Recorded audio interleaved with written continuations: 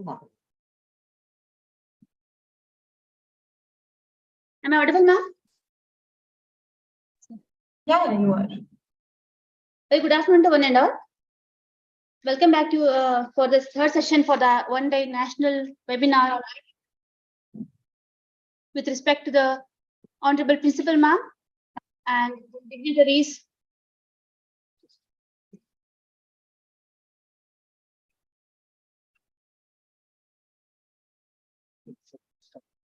HODs of various departments, faculty participants, and dear student participants from various institutes and college.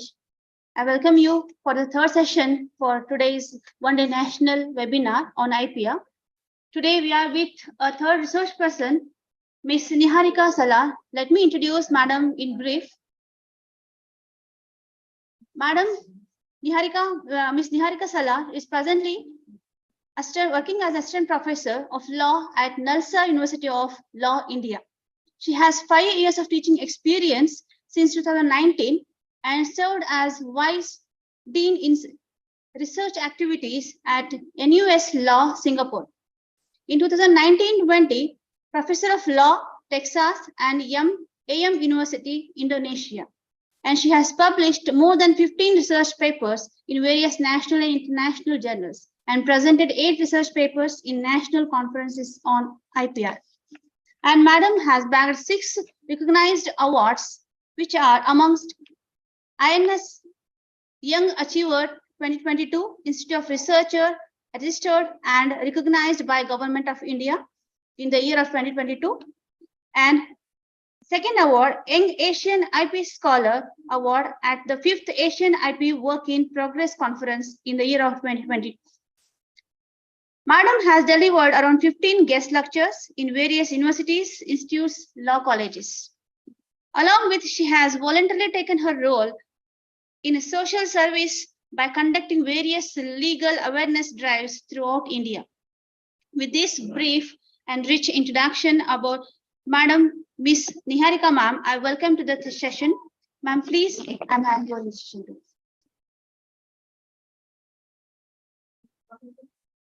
Not audible, ma'am. Yeah, thank you for the very kind introduction. I will just quickly jump into this because I believe I have only 1.5 hours, right? From 2 to 3:30, if I'm not wrong. Right. Now I am sharing my screen and I hope my screen is visible to all of you. If at any point of time I'm not audible or if something goes off, then please just let me know in the chat box because or just feel free to unmute yourself and then just pop right in because I can't see the chat box while I'm sharing my screen. So just let me know if there are any issues then. Right, so I am very thankful to the SB Arts and KCB Science College, Vijayapur.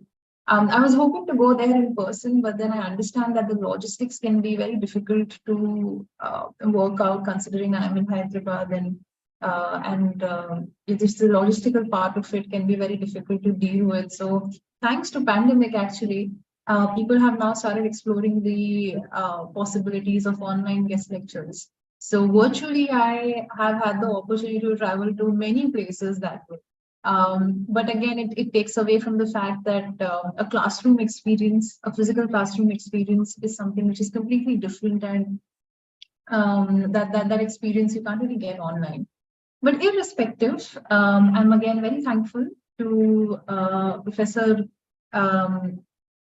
who got in touch, and we were actually planning to do this before too, but it was very short notice, so thankfully that has worked out now. I was very interested to see the list of speakers, so kudos to you all who have been doing a very great job in organizing this national webinar on IPR. Like ma'am mentioned, I'm an assistant professor at NALSA, and today I am speaking to you all generally about trademark law, right? Now, what I plan to do in today's lecture is I first plan to introduce you to the concept of what IPR basically is, which I'm sure the 2 speakers who came before me would have done a splendid job. But I'll just quickly revise, and then I will get directly into subject matter protection and tell you what exactly can or cannot be registered as a trademark. What is the registration process like? What rights does one get when you get a successful registration certificate? And how does the law go about enforcing trademark rights, right? If ma'am could tell me that how many students are there right now in the online session? I mean, are there students or are there Around 300 have around 300 students have been registered, madam. okay, and how many of them are online as I speak? It's around 100, nearly 100, ma'am. Okay, so my point is that I don't want it to be a Socratic lecture method, like I'm speaking and everyone's Yes, just yes. listening. Yes, ma'am. Please feel free to jump in if you have any questions, and I would also appreciate if you would like to just Sure. quickly speak up. Sure, Students or students or anyone, right? Sure, ma'am. What you see on your screens right now is this certain newspaper article which was published by Bar and Bench last year, last year, and this was about the certain series called Scam, which had released. Now, Scam is the series by Harshad Mehta, and Sony Pictures wanted to move Bombay High Court after there was a certain bank who had filed criminal defamation and a trademark infringement case. Now, what was this case all about was that there was this complainant bank which was filed by the KUCB Bank, the Karaj Urban Cooperation Bank Limited. And this was filed against the series Scam because they had a problem with the fact that their logo was being displayed in some scenes of the series, which resembled the Karaj Urban Cooperation Bank Limited. And it was contended that when the Bank of Karaj mark and the name was being used in the Scam series, that was a pseudonym for Bank of Karaj, and their alleged involvement in the famous 1992 scam. So basically, the Karaj Urban Cooperation Bank had a problem with the fact that in an attempt to narrate Harshad Mehta's story, the bank from which that entire loan was taken and then which was brought into this entire fiasco of why did they allow so. They did that, and that logo should not have been used in that certain manner because it was sort of defaming and it was also an infringement of their trademark rights. Now, the reason why I'm setting up with this certain case study is because I want to think about it while I go on and talk about trademark law. So just keep this instance in mind before I jump into what exactly is trademark law. And then after the entire lecture, we will come back to this instance and I would like to know your opinion about the application of whatever you have learned. Right? Now, let's just get our basics right, first of all. This is the entire framework of IPR protection. IPR protection in general, which means intellectual property rights, have elements of very old IP law like patents, copyrights, and trademarks. And then there are newer wings of IP law which have come into place, which is more about publicity rights, misappropriation, trade secrets, and etc. etc. I won't be wasting much of your time, and I will quickly dive into what I'm here for, which is trademarks. Now, do understand that when you're talking about a trademark, the idea is that you can register the logo of the brand as your trademark, and you can then sort of control that who uses your trademark. And if there is any entity or if there is any business entity which wants to use your trademark without your permission, you can then sue them in a court of law if you're not happy with that certain usage, right? For those of you who are online, the students who are online, can you tell me what do you see on your screens right now? Anyone? If anyone can just quickly unmute themselves and just tell me what do they see on your screen? What do you see? Logo of Airtel company. Right. Is there anyone else, any other student who would like to speak up? I think there are only two participants, so but probably that's why you can't see this. But why am I showing you three Airtel logos? That's my question. Punchline with trademark. Are they all trademarks of Airtel, madam, or they are? I mean, Fake. the fakes. Fake. Yes, ma'am. Fake. The punchlines. The first ones are fake. Are you sure about that? Any other opinions? No, ma'am. If there's anything coming in the chat box, ma'am, please just feel free to read that comment out. The reason why I'm showing you these three Airtel logos, and no, ma'am, they're not fake. They're actually real Airtel logos. It's just that they're the older branding of Airtel. So the one which you see on your extreme left is one of the older Airtel logos, and then they rebranded themselves and came up with the logo in the middle. And the one you see on the extreme right is the logo which Airtel uses right now.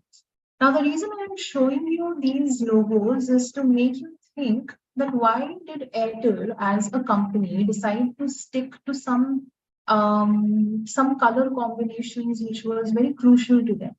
Like some things which you will see very common in all these three logos is that they use extensively the color red. They extensively use the color combination of white and red, if I had to put it that way. They stick to a certain font meaning the way in which these letters have been written, the font size, etc., etc. The point is that the moment you look at Airtel logo, you think of an Airtel service, right? An Airtel service is basically a telecommunication service, right? They have SIMs to offer, telecommunication services, that is. And when you look at the Airtel logo, you can either think good of it or you can either think bad of it, depending on what experience you have. Now, if you're somebody who had a good experience with the Airtel service, that is, you're using an Airtel SIM, and you have had a good experience, then there are certain good memories which kick in the moment you see the Airtel logo, right? Like the moment I asked you that what do you see, there was an immediate response that yes, this is an Airtel logo.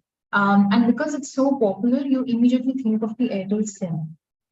The point being that all these are examples of marks which kick certain part of your psyche, right? Which make you think of a certain brand, like no other brand, right? And that is why if I show you this particular logo of Airtel, which departs from the traditional red and white system of color combination, you will immediately feel that there is some problem because this is not the Airtel logo you're used to seeing, right? When you go to the market, you don't see a black and white Airtel logo. You actually see a red and white Airtel logo. And that is why the color combination of red and white has become so crucial to you all, right? To you all, as in to all of us as consumers, as customers of Airtel services. Now, the point being that the one in the black and white logo is a wrong logo, right? Because that's not an original Airtel logo. That is what you would like to call as a fake logo. And most likely you will be able to easily make out because of the fact that you see these logos in your day-to-day lives. But these logos have immense amount of attraction and immense amount of retention value. And when people start misusing that value of a logo, that's where trademark law comes into place. So what you see on your screens right now is a very local 2017 heading where a man in Panchkula got a 3-year jail term for using Airtel logo for fake job offers, right? Because logos are so important, because logos have so much reputation and goodwill attached to them with respect to the brand, that customers think that the logo is associated with the brand, and whatever then the brand is trying to say is through that logo. So if the certain person then used an Airtel logo, though he was not an appointee of Airtel, he was able to lure in people to for fake job offers and collect some cash out of it just by using just that logo. So this logo which you saw may just be a red and white symbol or a font for you. But over the years, brand owners have been able to put an immense value and meaning into it, which then they use to lure in customers. And when people like these, fraudulent people like these, try to misuse or appropriate that logo, trademark rights come, right? So by this, I'm just trying to explain first the context that why logos are important, or rather what sort of immense value logos can have. Now, the history of trademark law is actually very interesting. Early on, when there were techniques important for manufacturing of pottery, when these techniques were then used by people who wanted to keep that as a trade secret to themselves, they did not want to reveal what techniques they were using. They would then name that certain pottery or that certain technique under the period's emperor's names or the maker of origin. That's when around 1200 BC, this entire idea of making or denoting their product as their own started coming in. However, in Dark Ages, with the fall of Roman Empire, you could see trademarks sort of disappearing. But with the Middle Ages, you could see that municipal legislations came in and they wanted to control that how do you go about controlling somebody's trademark. But the main point is that why did the usage of trademark to begin with even start? And there are two root causes. One of them being that this was a response to the expansion of trade. See, the moment you saw that your trade was being expanded through borders, through jurisdictions which you did not intend to, you wanted people to recall that yes, your product is indeed only yours and not somebody else's. And that is why when people started trademarking their products, or rather business sellers and proprietors, they started trademarking their products. They felt that they did not want to lose their consumer base because unlike previous times when you would be going to your normal sabzi wala or to your normal dukan wala who was just there in your certain area, you would be knowing things by say the person. Like you would know the person, you would know the shop owner, and you would go and you would know this is a shop. But the moment trade expanded that way, that is now the expansion has gone on to say the other city or two more cities and so on and so forth. You can't recall the same person because the same person can't be there at multiple shops. So then what is the proof that these goods are from that same shop? You rely on trademarks, you rely on marks, right? So one reason for trademark extension was in response to trade expansion. And the second was the need for source identifying. The reason why some of you may say depend or use a certain shoe or a certain clothing brand is because you may have had good experience with it, right? So say, for example, I took the example of Airtel. So if I use the Airtel logo and if I liked Airtel services, I would become a repeat customer because I would keep going back to Airtel for the same services. Or say, for example, if you are somebody who likes, excuse me, yes?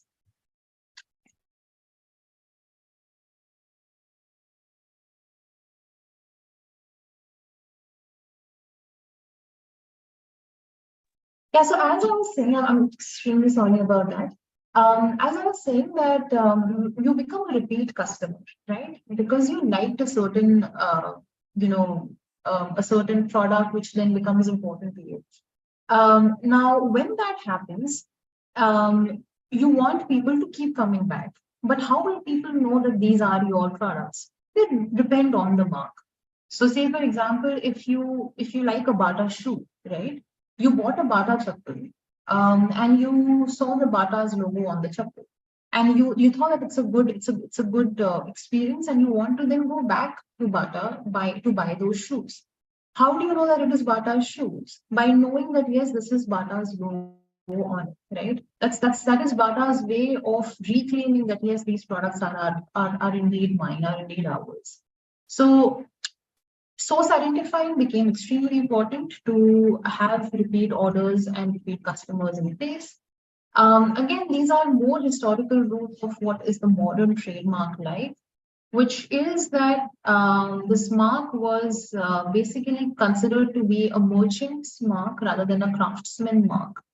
However, on the other hand, there was also the regulatory production mark idea, which basically meant that this mark was a true mark of origin, which designated as it did the actual producer of the goods, which is identifying that who is the producer of the goods. And therefore, the current, ideology between trademark law is twofold. One is that it is a property-based regime, which is basically that it protects producers so that producers can claim that what products are theirs and what products are not theirs. It helps in identifying which producers is producers of which goods. And trademark law is also helpful for the consumer because if you go into a market as a consumer, you can differentiate between a Bata chappal and say a Reebok chappal, right? You can make that differentiation because of Reebok's and Bata's very distinct logos. And as a consumer, it becomes important for you because you are being given access to a free flow market of goods which helps you in making well-informed purchase decisions, right? So trademark law helps in that sense. And that's the reason why it becomes important because if you look at a trademark as an incentive to producers, it encourages producers to invest in building a certain brand so that there is a stable word nomenclature with respect to their brands.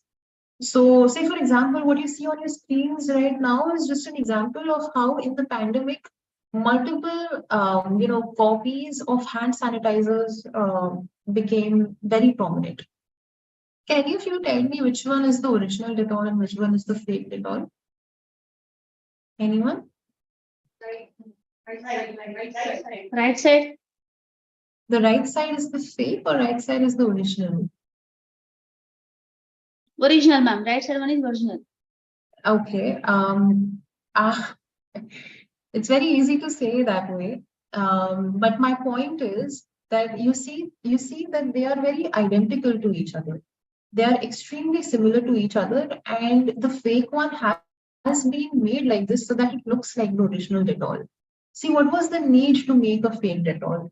Because Dettol has immense value in it, right? People believe in Dettol, people trust Dettol for their high quality standards. And when they do that, that's when fake owners then want to infringe on it. This is a piece from I think again, as I mentioned, a pandemic news letter. And mind you, the left one is the original one, not the right, as far as my understanding goes. My point being that yes, they are made to look very similar in a way that it deceives you. It creates a certain fraud, right? And that is why there are many functions which are then attached with a trademark. Because a trademark identifies that who the producer is, who the owner of the goods is. A trademark also guarantees you that yes, what you're buying is indeed that certain product. It helps in advertising, it ensures uniformity, and it builds goodwill and image.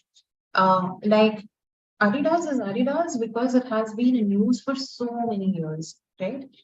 You wouldn't know a startup which came up only yesterday or which came up only 2 days ago, but you would know a brand which you have seen around yourself consistently, right? With a trademark and with a logo, you need to understand that when it comes to trademark, the idea of a trademark is to protect anything which ranges from a company name, a logo, a design, anything which identifies a company and its goods or services. However, on the other hand, a logo is just a symbol. So trademark protection is on logos and not the other way around. Most of the times when you will see brands, when you say enter a shop, etc., you will see the name of the brand and you will see an R with a circle, right? There's a circle and there is an R in it. That means that that is a registered trademark, which means that you can't use that word in your own business entity. But if you don't see that R within a circle, that means it's not registered and it's just a logo, it's just a plain logo. So all trademarks can be logos, but not all logos are trademarks. And when it is approved, then a trademark owner can then get a registration certificate. While I'm talking about trademarks, I also need you to appreciate the fact that there can be multiple kinds of trademarks. There are the conventional trademarks, which refer to words and designs in a similar cursive script, right? They are very legally well established and very regularly protected. However, an unconventional trademark is a trademark which is not, as the name suggests, is not conventional in a sense that you can't see it in print, you can't see it in pen and paper. But you can still, identify a certain brand with it. Like say, for example, colors, right? Things like colors, like smells, like fragrances, like hearing notes. They are also arguably trademarks. But does the law allow them to be trademarks or not is something which is for public discourse and debate for which arguments from both sides are present. So, say for example, trademarks like you would see on a regular, on say on a product or on a bottle, that is very prevalent. But if you hear something, is that a trademark or not, is also a question. Does any of you know any example of a sound mark or a smell mark? I mean, if I ask you to think that can you recognize a brand by just a sound, is that possible? Any of you? If there's any student who's writing in the chat box also. On.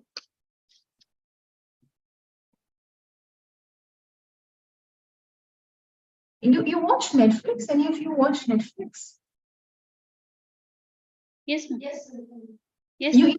you know when you start watching Netflix, you hear a tudum sound, tudum, and then the episode starts, and then the show starts, right?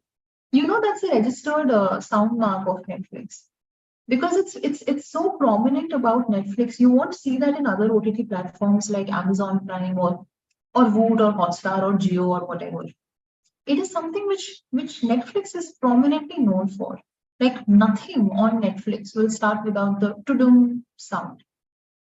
That's one example. Any other you can think of? When we switch on the mobile, ma'am. When you switch, you're talking about Nokia, yes. The Nokia phone, when you switch, I mean, now it's not prominent because students of today's age may not know, but the people I see on screen, probably you would know, and I also know. Back when in our times when Nokia phones were the main phones, it basically came out with this, breathtaking technology, earth-shattering technology, the first phones. And when you switch on the phone, ding, ding, ding, ding, ding, that's the sound it would make, right? That is also so prominent because when you immediately hear that sound, you only think of Nokia. And that is what trademark law tells you, or rather it asks you, that if you see a mark, can you think of the brand? So when you see a Coca-Cola mark, you only think of the Coca-Cola, beverage. And when you hear the ting, ting, ting, most likely you will only think of Nokia. Similarly for Yahoo also, some of you may know. It's called the Yahoo Doodle. Yahoo. If again, I can make a mockery of myself. if I was in a normal classroom, I would have these notes recorded on my slides, and I would just say them. It would be so much easier. That's what I do in my classes here. But yes, what I'm trying to get at is that there are unconventional trademarks which are basically outside the boundaries of normal trademarks, and then it becomes questionable that whether you can register them or not.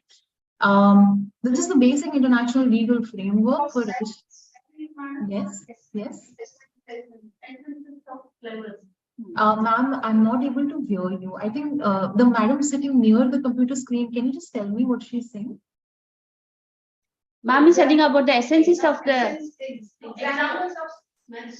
examples of smells. Right, examples of smells. Yeah.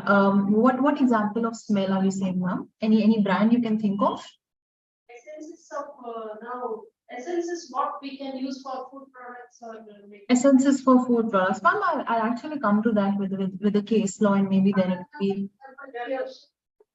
Yeah. For agarbatti. Essence sticks, agarbattis. Yes, yes.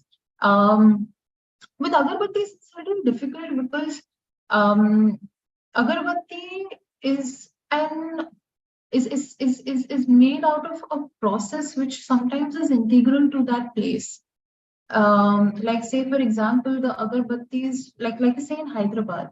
I was in Hyderabad. I mean, I am in Hyderabad, but I was at Charminar just last week. And in front of Charminar, they have a shop which sells very specific kinds of agarbattis made near some villages in Hyderabad. And I was asking this person that what is so special about this agarbatti, because I'm a fan of agarbatti. I love agarbattis around my office, my house, everywhere. And I was asking him that what is so special about this, and he said that through generations they have come out with a certain process, with a certain ether and bakhur. These are some essences which they were aware of, which the communities here in Hyderabad are popularly known for making these agarbattis. So of course, then the smell also becomes very popular. Now the thing with this is that no particular brand has any ownership over it. It's a community. It's a community of people who engage themselves in making these agarbattis, not a brand like Nokia or something, not a corporation. So trademark law is not the best way of approach it. But another wing of IP law, which is known as geographical indications or traditional knowledge, they would be more suited to protect something like an agarbatti making process or agarbattis coming out of a certain place. But yes, ma'am, I do appreciate your input and your thought. So I was talking about the basic international legal framework, and these are some criteria which vary from country to country. The main criteria being that the sign has to have the potential to be distinctive, that is, it has to be different from others. It has to indicate origin, and it has to differentiate the goods or services upon which it's used. Now, what you see on your screens right now are just examples of how this law has found a mention in different statutes across the world. So TRIPS is, I'm sure you must be aware of TRIPS, trade-related aspect of intellectual property rights. It's the TRIPS agreement. Article 15 of the TRIPS agreement follow the protectable subject matter. And if there is any sign which can be distinguishing enough and which is very distinctive, then it will be registered as a trademark. Similarly, the EU Trademark Directive, the European Trademark Directive, Article 2 speaks something similarly. I have highlighted the main key points for your reference. I will share these slides with you. That's not a problem. Similarly, Lanham Act. Lanham Act is the act in the United States which talks especially about trademark law. There too, Section 45 talks about this idea of what a trademark can be, how can it be protected, how can it not be protected. In India, this is what you're looking at. In India, the current Trademark Act in question is Trademark Act 1999. Section 2ZB talks about what is a trademark. Section 2M tells you what is a mark. Similarly, you also have the trademark rules of 2017. So how law usually works is that you refer to an act, and then you also refer to a body of rules which acts as a subordinate to the act. That is, it helps you in interpreting what the act has to say. So say, for example, the act will tell you that this is so-and-so, and rules will tell you that how to determine what is so-and-so. So rules and the act are always read together. In India, we have trademark rules of 2017. Here too, you find a mention of what can be a mark, what cannot be a mark. And you can see that there is some mention about a sound mark. So if there is a trademark which consists of a sound, so say for example, the Yahoo Doodle, the Nokia sound. Yahoo Doodle, by the way, was the first successful registered sound mark in India, FYI. And if you have a sound mark like that, then you can just submit it on in the MP3 format. It should not be longer than 30 seconds, and then you can register it as a sound mark. The key question which you're looking at is that whether you can register it and whether it makes you think about just the brand or not, right? Similarly, these are some categories of what can be registered and what cannot be registered. So these are some categories of non-traditional trademarks: smell, olfactory marks, sound marks, single color marks, taste marks, anything which like there are certain tastes which you can think of, which can make you think of a brand, right? These days you also have something like GIFs and single color marks. How many of you can tell me what this is? Anyone?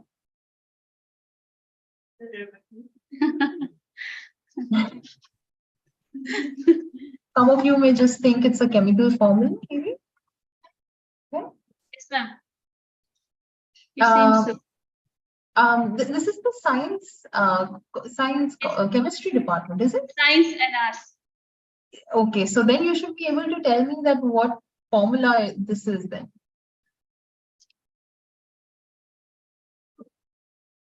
Madam has very conveniently changed the camera to some people who I believe are in the science department. I don't know, but I'm highlighting the professors of chemistry department, ma'am.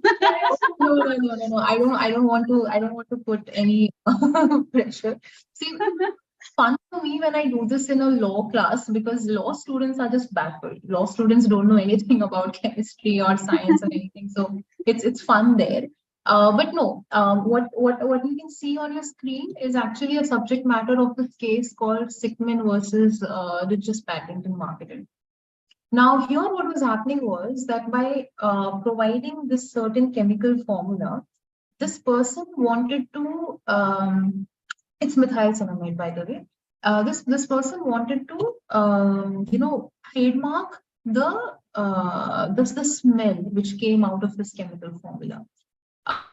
So just by indicating the name of the chemical substance, the structural formula, and by indicating the labs where these samples are taken, and by describing the scent that and the scent being that it's balsamically fruity with a slight hint of cinnamon. These were the words and the smell on which this person wanted to get a trademark right on. And he was unsuccessful. He was unsuccessful to an extent because the court felt, and by court I mean the European Court of Justice, which is the highest court in European in the European Union jurisdiction. Like in India, the highest court of appeal is the Supreme Court of India. In European Union, it's the ECJ, the European Court of Justice. And what they said was that while you want to talk about a trademark, you can register a trademark as long as it can be visually perceived and it can be reproduced indirectly. However, if a mark, so we don't have a problem with something like a smell, as long as it can be reproduced the same way and it makes you think of just a certain brand. So there are no problems with smell marks per se, but we have a problem with the mark in this particular instance, which is just balsamically fruity with a slight hint of cinnamon. And while saying so, the court felt that cinnamon is a fragrance, is a flavor, is an extract which can be which is used in multiple forms, in multiple usages. It's used in a bathroom freshener. It's used as a cooking variant. It's used in candles, in scented candles. It's used as a food flavor. In fact, cinnamon comes from a bark in a tree which is very particularly known from Sri Lanka. But there are other variations of cinnamon also which comes from countries like Indonesia. So what the court was saying was that it's not restrictive enough. You can't trademark the entire cinnamon fragrance, because the end result of trademarking something is that nobody else can then use cinnamon fragrance without asking you. So if I got a trademark registration certificate on something like, say, cinnamon, it would mean that nobody else can use cinnamon in whatsoever. So if somebody wanted to use cinnamon in just, say, a scented candle, they would have to come to me for permission. And you can probably anticipate that the consequences of such a monopolistic right can be extremely devastating, right? As far as development of cinnamon in various terms in various industries is concerned. So as far as this case was concerned, this mark was not registered. Similarly, Libital Group, they wanted to register this orange mark. By the way, when you see a case name, you see party's name, right? So the one on the left is known as the plaintiff and the one on the right is known as the defendant, because they're defending. Most of the times in trademark cases, the case would usually go to the trademark office, and then the office will tell you, the trademark office will tell you whether it can be registered or not. And then if it goes up higher in appeal, then it can go to the country court, high court, and then goes to the highest court of appeal. This too went all the way to the European Court of Justice. Does anyone know what Benelux stands for? Anyone? Benelux?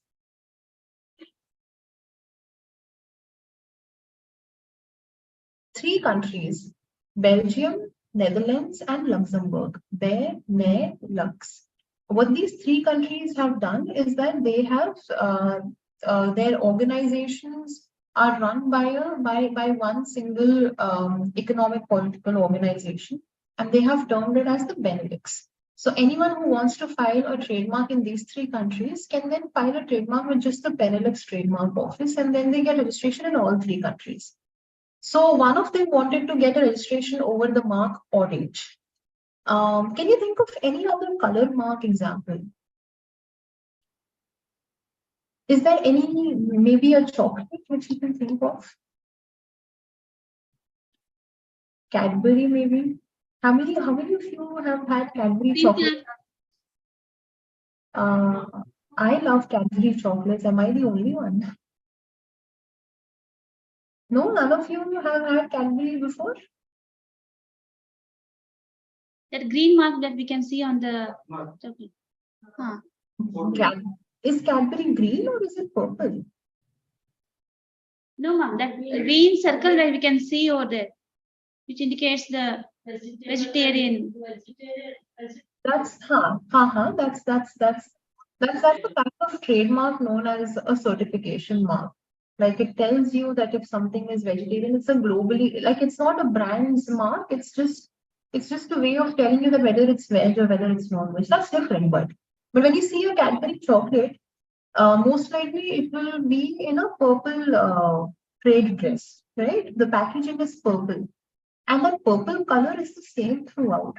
You want anywhere in India, if you buy a Cadbury chocolate, it will be in that purple packaging. Or if there are special editions of Cadbury, then that's a different case scenario. But mostly it's purple. Sorry, ma'am? Parle-G. Parle-G. Okay, yes. Parle-G has that yellow kind of color, right?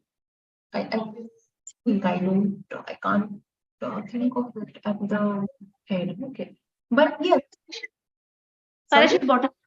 Particular blue color. Parachute oil bottle, ma'am. Which bottle? I didn't get you, sorry. Parachute oil bottle. Yes. Parachute, yes. Right.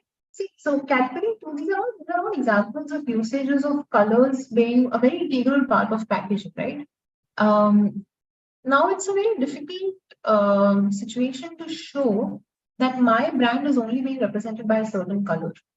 And here too, it was very difficult for Libertel. Libertel Group was a telecommunication service group. And the question which basically revolved around was that whether a color is capable of graphical representation. See, because the thing with trademark is that you will have to put it in a situation where it can be visually perceived. So for any sort of perception, it should come under a graphical representation. But for a color, you can't really do that because again, color trademarking the entire range of orange for something which is not popular yet. This is a brand which has just started. It was unfair to give monopolistic rights over the color orange. However, the court did say that if you use an internationally recognized identification code to give you the exact shade of the color on which you want to trademark, then they are open to considering that. So if any of you who would have probably got their house painted recently, they would know this, right? The painters come with these color charts. And mind you, these color charts can be mind-boggling because they will give you some 20 shades of just white. Pearl white, moon white, shade white, this white, that white, and you probably won't be able to know the difference between these whites. But from an internationally recognized code, it is important because they need to know that on which shade you want a protection on, right? So, though the case was not successful, they did say that if you come to us with this certain legal strategy, then we can give you protection. Having said that, let's come to the more practical aspect of how do you register your trademark, right? Now, when you register your trademark, it is important for you to first identify your legal agent and your class of trademark. Now, what the legal agent or the lawyer does for you is that this person will make sure that your mark is searched for. That is, when you're looking at your mark, you need to make sure that there is no other mark which has been successfully registered which looks like you. So say for example, if I am somebody who wants to register, say for example, I have this pen drive with me, right? Yeah. And this has Toshiba written on it. And if I wanted to register Toshiba, I would first go around looking for the database as to whether Toshiba has been registered before or not. And now that's called trademark search. That's the step 2. Now what trademark search does is that it helps you in understanding that what are your chances of a successful registration certificate. And the idea is that no two marks which are like each other, they can be registered. They cannot be registered. That's what I'm trying to say. The idea is that they cannot be registered if they're very similarly placed, if they're very similar to each other, because every mark has to have a distinguishing power. So to do that, sometimes out of just, due to lack of awareness, you would start your own shop and you would name it something, but maybe that name is already registered. So to avoid those conflicts, you first ask your legal agent or yourself, you can do a trademark search. A trademark search is a very simple process. IP India website has their own database on which you can put your trademark, and then you can just put uncheck for your trademark for being applicable in various goods and services. Now, what India does is that it follows a classification system called the NICE classification system, NICE. NICE classification has come from the name of the place Nice in France, because that's where that classification agreement was signed. And what NICE classification does is that it distributes all goods and services within 45 classes. Class 1 to class 35 are all goods, and class 36 to 45 are all service classes. So if you just do a NICE classification Google search, you will come across that list. So if I wanted to say register this pen drive, right, assuming that Toshiba is mine, then I would first look for Toshiba mark, and I would look for it in the class of goods which has electronic gadgets, because most likely a pen drive would fall in that. I believe class 16 or class 17 talks about that. So then you do a preliminary search, and then once you feel that, okay, your mark is very new, something like this does not exist prior, you then go for filing an application. Then your application is examined by the trademark office. There are multiple offices in India, Bombay, Delhi, Chennai. These are the main trademark offices. However, these days the government is encouraging you to file an online application. And they have done it in a way that you have subsidized fees for an online application. The fees is reduced considerably if you file an online application, and per class then it varies. So if you're filing for 2 classes, then you will file the 2-class application with the fees multiplied by 2. So that's how you go about it. And then you're given an initial examination report which tells you whether it's accepted or it's not accepted. Once it is accepted, you can go ahead and you can get it published in a journal publication. What IP India website does, and if I have time, I can walk you through the IP India website. What it does is that it tells it publishes a journal every fortnightly. I think now it's become frequent. It's become every week. It's become every week. It's a weekly journal, and it asks people who have filed for marks to publish in the journal, so that if there is any third party who has a problem with that application, that is their time. I think some 2 months is given to object. If there are any objections, then the owner has to respond. If there are no objections, then you get a successful registration certificate. You get protection for 10 years, and you can keep renewing it for every 10 years. So people renew it, people get a new certificate every 10 years.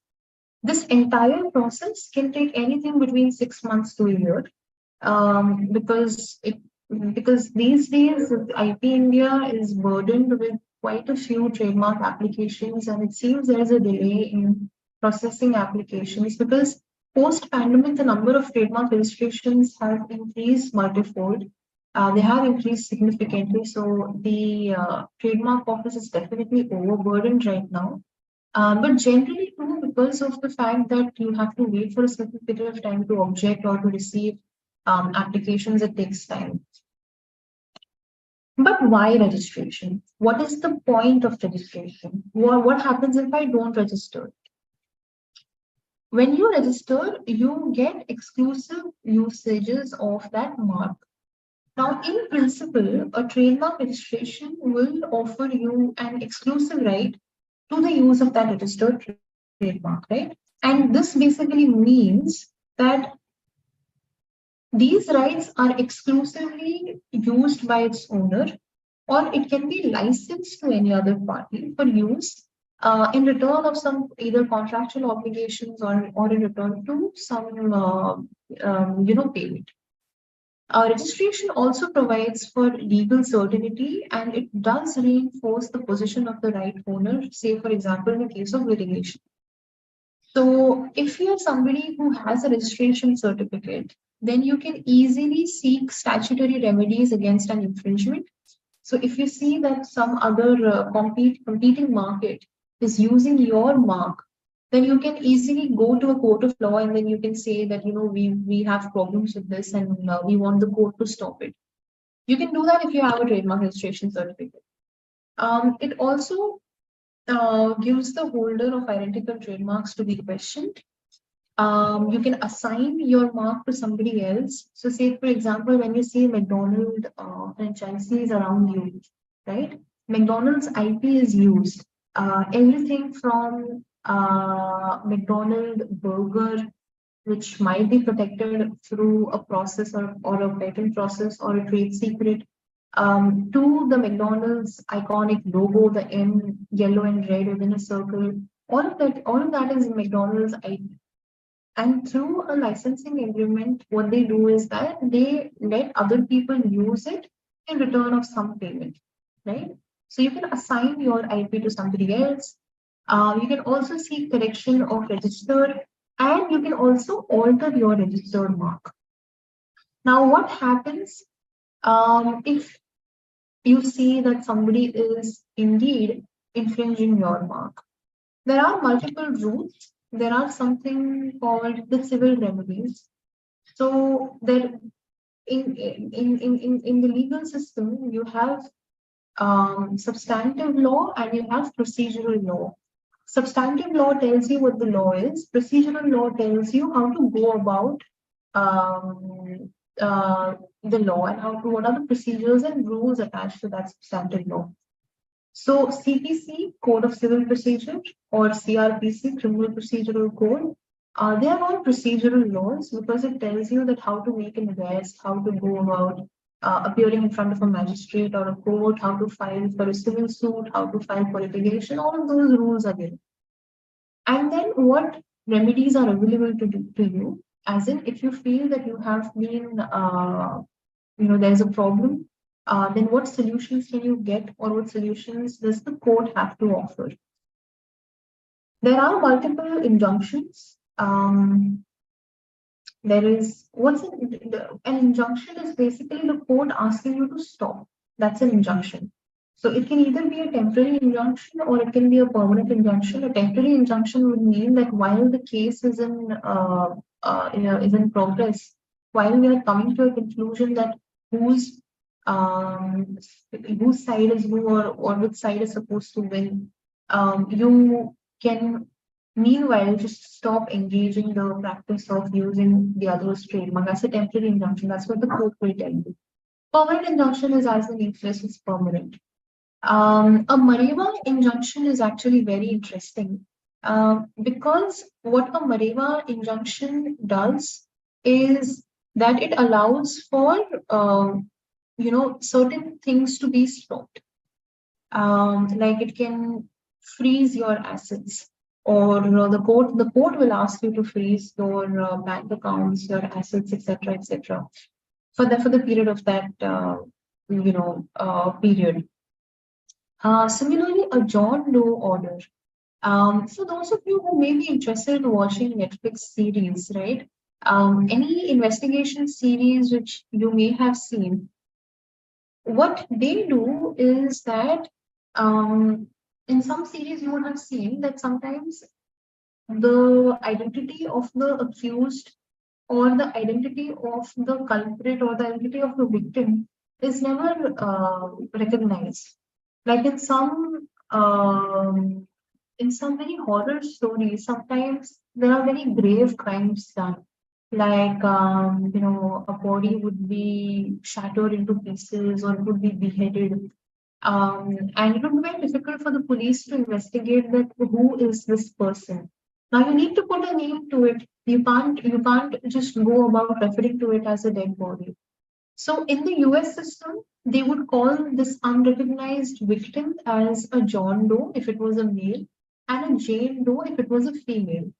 So from there, these names have been picked up. And a John Doe order in India in IP litigation is when there are multiple parties who are using your IP, but whose identity you're not aware of. And a John Doe order is very prominent in piracy cases, in movie piracy cases. So if there is a website who you don't know that who is the owner of the website and that website has uploaded a pirated version of a new movie, then you can get a John Doe order against that website owner. Because you don't know who the person is, but you want the person to stop uploading the pirated version of your movie. So that's a John Doe order. You can also get accounts of profit. You can get damages in the sense that after that's the bell. That's also a reminder that it's 3 o'clock. Okay. That would mean that if there was a certain loss to your business because of somebody else's usage of trademark, then you would get certain damages. Similarly, there are also criminal remedies available. The Indian Act has criminal remedies in some extent. Very limited. It's either imprisonment with or without fine. IP infringement cases usually rely more on civil remedies because most of them are not cognizable offenses. Unlike offenses like say rape or death or kidnap, etc. Like those are all criminal activities. But IP infringement cases, trademark infringement cases, they're more of civil suits. So usually you will usually not be put to jail if you're infringing somebody's IP, unless of course it's a very big matter. But mostly you'll be given one of these injunctions or orders. Similarly, there are also administrative remedies, like when you see a trademark journal publishing a mark, then you can object to it, and that's an administrative remedy. So yeah, let's just review what we did. We saw what's a trademark. We saw that a trademark has to be distinctive. It has to indicate origin. It has to be very different from each other. It has to be distinguishable. What can be registered? You can register some conventional marks. You can also register some non-conventional marks, but there are some problems there. How to register? You have to first put a search, you have to then file, and it will be scrutinized in all trademark law aspects. Why do you register? Because when you register, you get exclusive rights. And what would happen if you want to enforce your IP? You can enforce through civil and criminal remedies, right? So coming back to Harshad Mehta scam, now the question here would be that was the mark being used very similar to Karad Urban's Cooperative Bank? This case is still ongoing, so we don't know what the outcome would be like. But most likely the questions which the court will see is that whether these marks are very similar to each other or not, whether the mark was actually defaming, because defamation wouldn't be defamation if you're just stating facts, if you're stating reality, right? Definitely, I mean, a defamation case becomes stronger if you're lying, if it's outright lies. So these are some questions which the court will think as far as a trademark infringement case is concerned. And if you have any questions, you can reach out to me via niharika.sarar@nalsa.ac.in. And I'm also active on LinkedIn. Now, the reason why I know that I have some time left is because I thought that if I can share my screen and take you through IP India website, that would be a great, I think, learning and a more practical experience. But before I do that, if there are any questions, feel free to ask me now.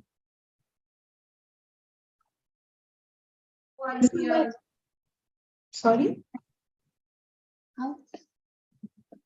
How IPR is? How IPR is different from plagiarism? How is it similar? Madam, we have one question from the audience. Yeah. How IPR is different from plagiarism or is it similar? How IPR is different from plagiarism? Plagiarism. Plagiarism. Plagiarism. If I'm understanding correctly, by plagiarism, you're meaning Yes, ma'am. the Plagiarism. academic plagiarism which happens, Yes. right? Yeah. Or is it similar?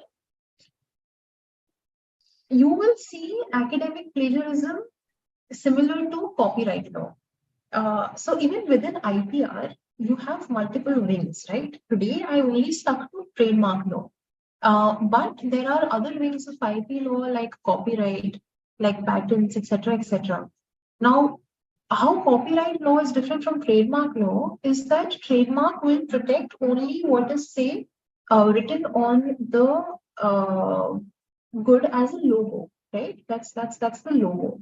But what is written inside of it as a work of art is copyright. Like, say, for example, I have this book, right? It is a random book which was, I think, gifted to me by an institute, I think. And this is an autobiography of Leela Seth. So this book, what is written inside, that is copyrighted. That has copyright protection because whoever wrote this autobiography put in a lot of thought, they put in stories, and they wrote this. However, whatever is behind this book, like say, for example, Penguin, right? Like this is, I don't know if you can see, but this is the logo. This is the logo of the publishing house. So that has a trademark. So there are multiple IPs in this book too. Similarly, academic plagiarism is an infringement of copyright, if I had to put it that way.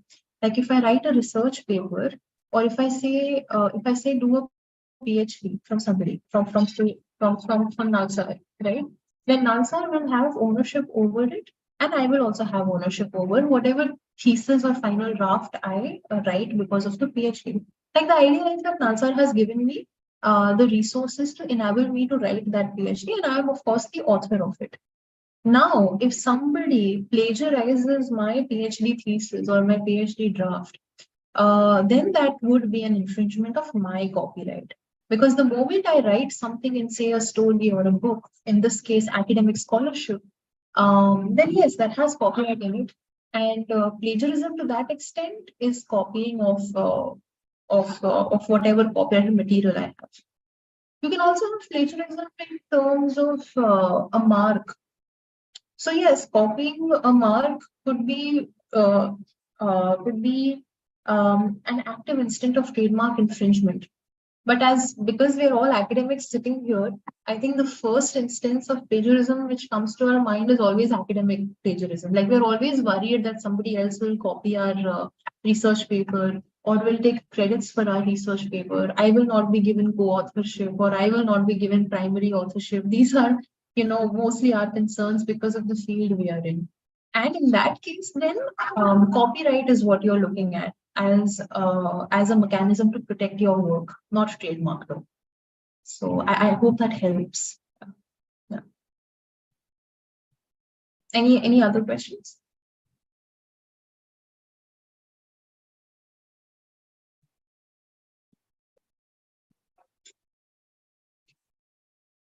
Ma'am, I have one question, ma'am. Please. A person has made his one patent in other country, and some of his friend or a colleague has copied and he has made some little changes in his friend work, and he want to publish it as his own patent in India. How it can be recognized or how it can be taken into consideration that whether it can be patentable or whether it is a duplicate one? How it can be identified easily, ma'am? For patentability, the main criteria or considerations are, so again, a patent is different from a trademark because a patent will look at the technology around it, right? Like, say, for example, if these are JBL earphones, right? Then the mark on it, JBL, that's a trademark. But the technology inside it, that's patented. So for a patent to be successfully registered, you have to show that it's novel. You have to show that it is beneficial to the society, and you have to show that it has some inventive step in it. That is, it's new. Just by saying that I have added some very little incremental change in a patent in an already existing technology, and then trying to patent it will not be enough. You'll have to show that it is extremely new. Having said that, these are the key questions which your application will be scrutinized for.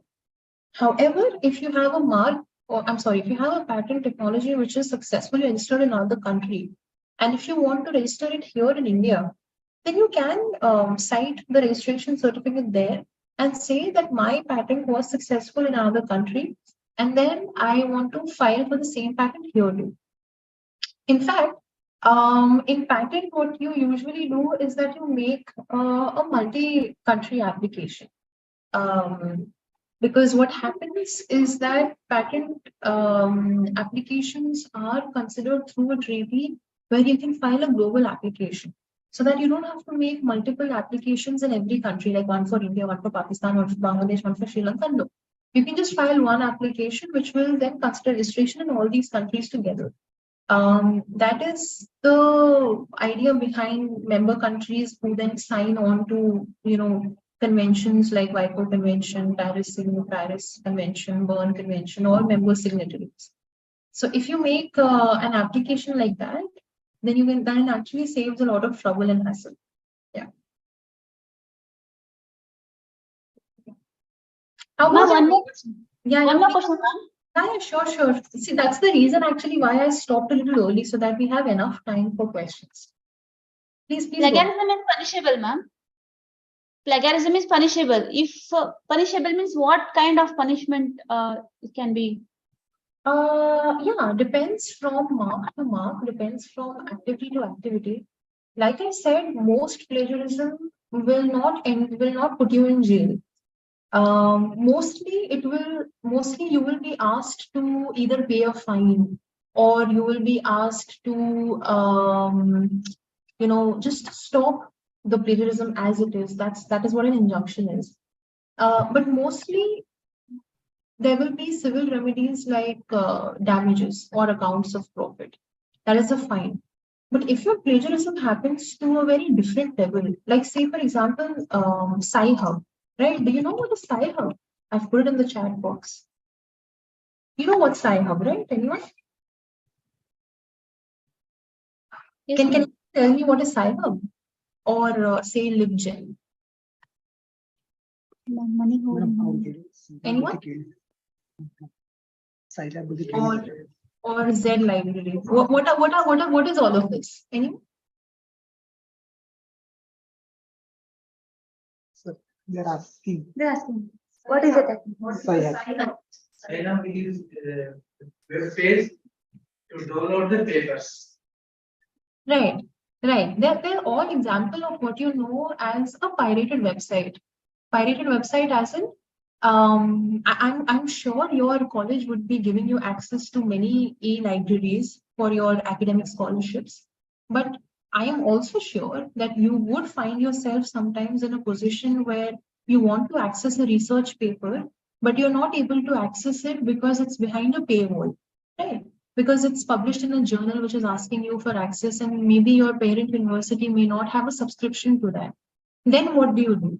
Then you can have a look at these websites, Sci-Hub, LibGen, Z-Library. There are many of these, but these are the more famous ones, where you put in the DOI of the research paper, or you put in the title of the research paper. And if these websites have illegal access to the research paper, then it will give you access to it. Now, there are multiple problems to it, right? And there is active litigation going on in Delhi High Court as I speak against Sci-Hub owner. Because Sci-Hub owner is actually this person, this lady from, I believe, Kazakhstan. And she was, I think, doing her PhD, and she was frustrated by the idea that she was not able to get access to research papers which she wanted to do her literature review on. Because most of these big firm, Cambridge, Oxford publications, they were all behind a paywall. You would have to pay a subscription fee of anything between 1 lakh to 2 lakh to just access these few research papers, right? So she created her own website. What she did was that she started, hacking all these websites of major universities. She got access to all these research papers, and she started putting it on Sci-Hub. And now, as of today, you can get probably a free access to these papers on Sci-Hub instead of paying thousands and thousands rupees to say Cambridge, Oxford, or all these reputed publishers. Now, when this got out of hand, obviously people who were publishing in these journals, they had a problem.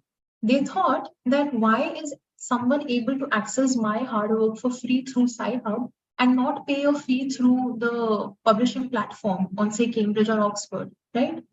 And that therefore then they decided to sue Sci-Hub's owner. So the authors, they are saying that this is an infringement of our copyright because our research paper has copyright in it. And only we can control how this paper is being read. But Sci-Hub owner is telling that that there is no copyright infringement happening here. What I'm doing is beneficial to the society at large. Because not every university has access to your expensive, journals or publications. Yet we need to read research so that we can also research about it. And I'm giving them for free. And I'm not getting any benefit out of this. Is what Sci-Hub's owner is saying. This is only meant for my personal passion and my passion for giving good literature access to everyone and anyone. So this litigation is going on, and that's the problem with plagiarism. So even in copyright, if say I take a research paper and I don't make money out of it, I take somebody else's research paper, I only do it because I want to teach that to my students. That is not copyright infringement. That would be under an exception of fair use because I'm doing it only for research and study purposes. But if I decide to make a Xerox copy of that research paper and then sell it off to people for 500 rupees per piece, 1,000 rupees per piece, then that will be infringement. So I would just say that how we look at plagiarism can be multifold. Not all plagiarism is bad, because that way then us teachers will also be plagiarism. We will also be plagiarizing. We all use our colleagues and peers' literature to teach in our classes, right? Is that plagiarism? That's not plagiarism. We are just using our peers' research to advance our students' studies. And that is not copyright infringement. At least that is what the Act says. We need to have a balance between IP rights and between society's benefit. And that balance is very difficult to achieve. So yeah, it's a constant struggle. We always see plagiarism in negative light, but like I said, it's not always negative. Especially in industry, in our industry, right? Like collaboration is the key. We learn from each other. Does that mean we are plagiarizing each other's work? No. As long as we're giving them credits.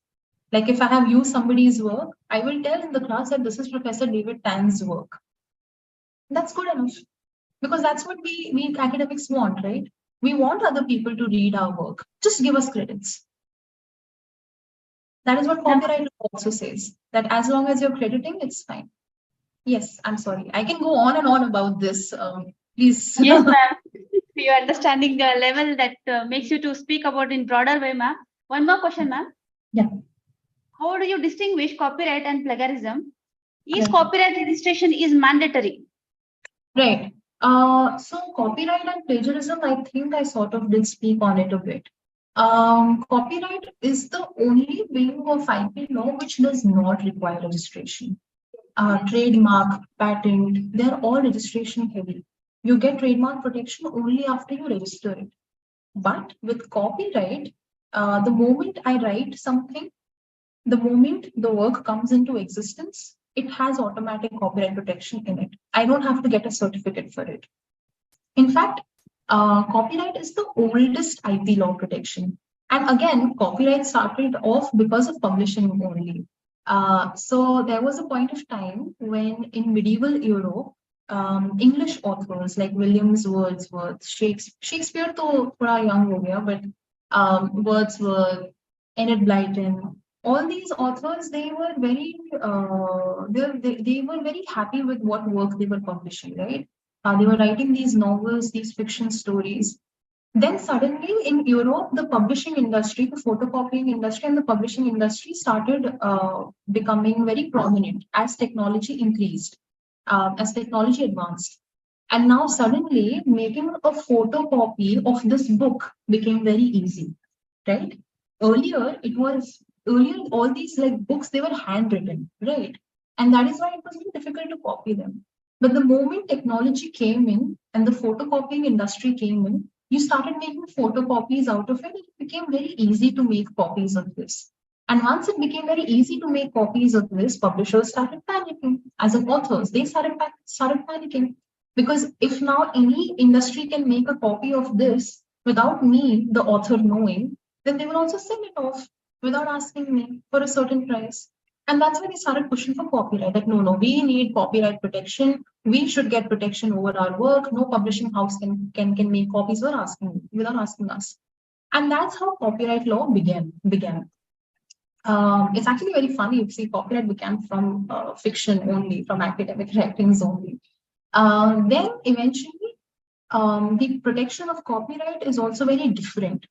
It's the duration of copyright protection is usually 60 years plus author's death. So if I wrote a book, I will have copyright protection in it while I'm alive. And even after my death, my immediate family will have protection over it for 60 years before it falls in the public domain. Public domain means the common goods, as in the moment my work is no more protected, others can use it for free without asking me or without any fear of litigation. So the longest period of protection is actually in copyright. In trademark and in patent, it's only 10 years and subject to renewal. But in copyright, it's 60 years plus author's life. And there's a reason to it. Because why copyright protection began was to protect these authors. and the estates and the costs which should come by these writings, by these academic writings. So, yes, you don't need a registration certificate for copyright. It automatically comes into existence, and the period in India, at least, is this. It varies from country to country. Like, for example, Mickey Mouse. How many you must have heard of Mickey Mouse, the cartoon Mickey Mouse, right? Yes. Yes. Mickey Mouse is some of you may be aware that the owner of Mickey Mouse is Walt Disney, right? Disney makes these cartoons, and in recently Mickey Mouse fall into public domain, which means that now you can use the Mickey Mouse cartoon caricature as it is without thinking that Disney will come and sue you. That's because the period of copyright protection expired. In the US, it's 90 years, it's not 60 years. So it's considerably longer in the US. See, actually, just like other laws now, even in US, a lot of these laws work on lobbying. So Disney is a very strong lobby, and they push the government to give a longer period of protection or copyright protection. So copyright protection can be in books, can be in drawings, can be in works of art, anything. So yeah, in India, like for example, Rabindranath Tagore, he pushed for translation rights. He's like while the Copyright Act was being discussed in India, he was the one who said that I should also get translation rights because it's getting very difficult for me to go outside of Bengal and travel to states, especially down south, like well, Telangana wasn't there, then Andhra or Karnataka, Tamil, Kerala. Going to these states and then explaining people that my work means this, because he would traditionally write in Bengali. And that's when then he said that I need to have translation rights also. So with copyright also comes translation rights. That is that if I write a book, only I can translate into other languages, or I can assign somebody else to translate in other languages. So yeah, a lot of these stories which have gone behind what the law is like today. Any other questions? It's already 23. Is that all? Yes, ma'am. So do you want me to go through the Trademark India website, or what? I mean, it's completely your call.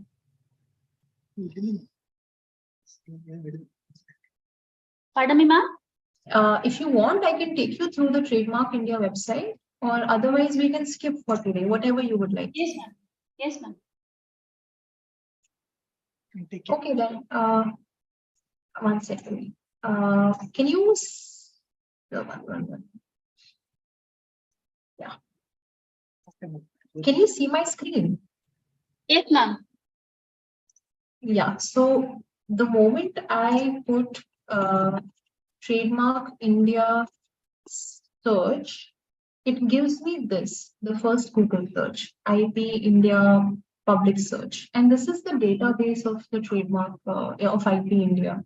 It asks me for a word mark, and say, for example, if I put Nivea, if I put class 3, and if I put the CAPTCHA, it then gives me a result if there is something registered like Nivea before or not. And as you can see, it tells me that yes, Nivea has been registered before. So see, all of these are marks which have been registered before. So if I was somebody who was trying to register a Nivea mark, I will probably be discouraged because there are already so many people who have these marks registered. So I think now the website is sort of, I think, very slow today. That's why it's not loading very properly. But yeah, that is what the website looks like. You can see that there's the Nivea hair care, there's the software. It gives you all the details, who's the proprietor, which class. If I click on this, if I click on show details, it will give me details here on the right, which is not showing now because I think it's working very slow. So yeah, the IP India website is a great database if you had to look through. Yeah, it's loaded now. Goods and services, etc., etc. So yeah, is there anything else you would like me Yes, ma'am. to talk about? One more clarification is expecting by participant, ma'am. Yeah, The please. question is like, above 80% plagiarism is punishable. Forming a verification committee during a verification the person under the plagiarism have to be suspended as per the UGC rules. Mhm. He is asking for the clarification about this, ma'am. Once the person found like he has done any plagiarism over there, he can be punishable, and he is going to be suspended as per the UGC norms, ma'am. And what you say about it? At the cost of sounding very controversial, I'm not sure how much of that is actually enforced. I'm sorry to say, but I know of people who have done quite considerable plagiarism, yet they have gotten away with it. I can't say about private institutions. I haven't worked in private institutions, but as far as institutions are concerned, say public institutions or so, I am aware that enforcement of these UGC rules are difficult, very difficult, because there are ways of showing that why that plagiarism was important for your work, etc., etc. So the reason why 80% plagiarism is also given is because it's substantially high in number, right? Like when you look at these plagiarism softwares like Turnitin, etc. At least in NALSA, we use Turnitin. I believe you also must be using Turnitin or some other plagiarism software to, evaluate your students' work, right? When you're evaluating, when you're checking your students' work, especially with ChatGPT, etc., which has now come in, it has made our life as academics and teachers very difficult, because now every student wants to use ChatGPT and give you an answer, especially if it's like a take-home exam, etc. Right? You just put in a question in ChatGPT and it will give you such brilliant answers. And a student who never speaks in class but is writing such brilliant answers in papers, immediately you can catch hold, right? It's ChatGPT. So No need of yeah, so now plagiarism softwares like Turnitin, they're also coming up with softwares which can detect ChatGPT. But no, the reason why some plagiarism is allowed, which ranges from 20% to 30%, is because of the idea that nothing is written out of the blue, right? None of us is a person who can just think something randomly and out of the blue. We read others' work, we read others' ideas, and then we try to create something out of those works which we have read. That is, we take inspiration from others, our colleagues' works, our seniors' work, people who have written about a similar topic, and then we try to write or derive something out of it. And that is why, while taking inspiration, some amount of plagiarism is allowed, 20-30%, as I mentioned. But if you're entirely basing your work on those works, then of course it is punishable. I'll be very honest, this is the first time I'm learning that UGC has a rule like suspension over 80%, because I have never seen anyone getting suspended over plagiarism, while I have seen people plagiarizing. So yeah, I mean, there are rules, but enforcement is very, very difficult for whatsoever political reasons in every institution. Yeah, plagiarism is not bad. That's what I'm saying. Limited plagiarism is always allowed and is good. You should be citing your sources, right? Plagiarism will also, like when you're putting footnotes in your research paper, and when you put a research paper's footnote in your bibliography, the software will also catch that and will tell that this is plagiarism. Sometimes that's also problematic because the writer will say that, but I'm only giving credits. And that's the reason why 20-30% plagiarism is allowed. It's for those instances to come with it. So yeah, like I'm saying, I again go back to the point. We look at plagiarism for negative limelight, but limited is always good. It tells you where your ideas are coming from. Yeah, I'm sorry I didn't really answer that question because, like I said, I don't want to get into some percentage of plagiarism is being accepted, madam. Beyond that is going to be rejected and has to be taken some action. It's rejected. In fact, here at now only We must take care of those things, yeah. We always come across instances where papers have been called for high level of plagiarism. Then our first instance is always to look at where the plagiarism has come from. So say for example, I was submitting a paper at a journal, and that journal reached out to me and said that it is 100% plagiarized. We can't publish. I said that is impossible because this is my own work. And then I asked them that where that plagiarism is from. And then the journal said that, ma'am, the plagiarism source is just one. That is 100% copied from one other paper. And that paper we saw in the NUS repository, National University of Singapore repository. And I said, yeah, because that's where I did my master's from. And that paper is also mine only. So it's not plagiarism. It's just that I submitted that paper in because of my master's dissertation. And now I want to get it published with you. That's all. So then they just said that, okay, just submit an undertaking that you submitted this paper before at NUS and it's stored in their repository. And that's enough. And then it was published. So yeah, so self-plagiarism also, this is all an example of self-plagiarism. But self-plagiarism is different. Self-plagiarism is when you're writing something and then you're trying to get it published in 2 or 3 different places with just adding a tweak of difference. So that is self-plagiarism. That means that you have one research paper, but you're just editing a little bit and then getting it published in 2 or 3 places and then filing for faculty incentive scheme in your institute. That's obviously not allowed. So yeah. Thank you so much, madam. Okay. Thank you, ma'am. Okay, I think it was I had a lovely time with all of you. I'm just putting in my email address here in the chat box. I will also just put my LinkedIn. Yeah. Thank you very much, madam.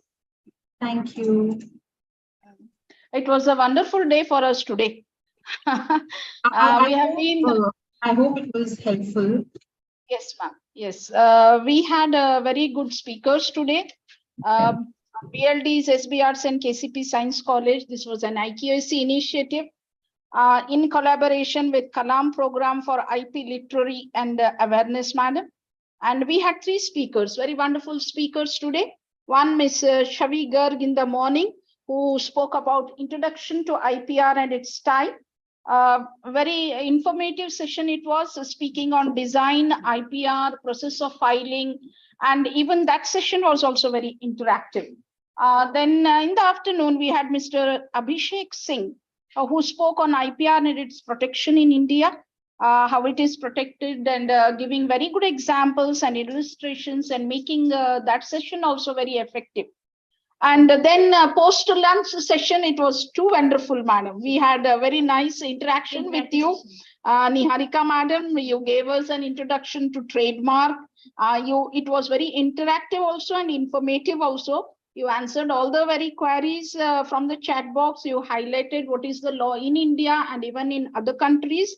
And you discussed in detail copyright and academic plagiarism, which is a very hot topic which is being debated here, because we have a research center and we as academicians also have to take care of that. We also will be writing, submitting research papers and guiding students to do that. Totally all 3 sessions were very good, and thank you very much, very much, madam, once again from our end to all the 3 speakers. Yeah, thank you so much. I had a lovely time, and I'm very grateful that this has finally worked out. We were in touch earlier also, but it wasn't, but now gladly it has worked out. So yes, thank you again. A formal thanks will come from our end, from our Madam Daneshwari. So just I wanted to share a few thoughts. That's all. Thank you, madam. Thank you so much, madam, for sharing your valuable feedback about all the sessions. Since morning, madam has dedicated her complete time to spend with all the 3 sessions, and she has a very active role in attending all 3 roles. And first of all, I would like to thank Ms. Niharika ma'am for your interactive session which you handled, ma'am. Actually, it was very interesting, and everybody were discussing about their own viewpoints and have cleared all the doubts which we from the chat box where what we have read through. And we can see that chat box also, we got a good feedback by this presentation, madam. Thank you so much, ma'am. In spite of your busy schedule, you took time and you spent with us. Thank you so much, ma'am. You can go through all the chat box feedbacks. You can have a look at it. And thank you so much, ma'am, for spending time with us. Thank you so much. Thank you. I can't see the chat box, but whatever it is, I'm happy. And like I said, I put my email and my LinkedIn in the chat box. So if you could just put it in the chat box, which is available to everyone, I think on YouTube, or I think it's being live streamed on YouTube. Yeah.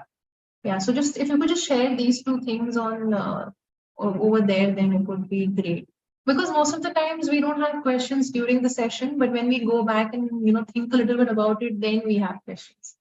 So yes, that's all. And again, thank you so much to Mr. Ramesh, the first point of contact. Please do share those all PPTs, ma'am, so we can Yeah, share to yeah, students. yeah. Thank you Okay, so so much. thank you so much. So I think we're done. I'll log out then. Okay, thank you everyone. Bye bye. Have a good day.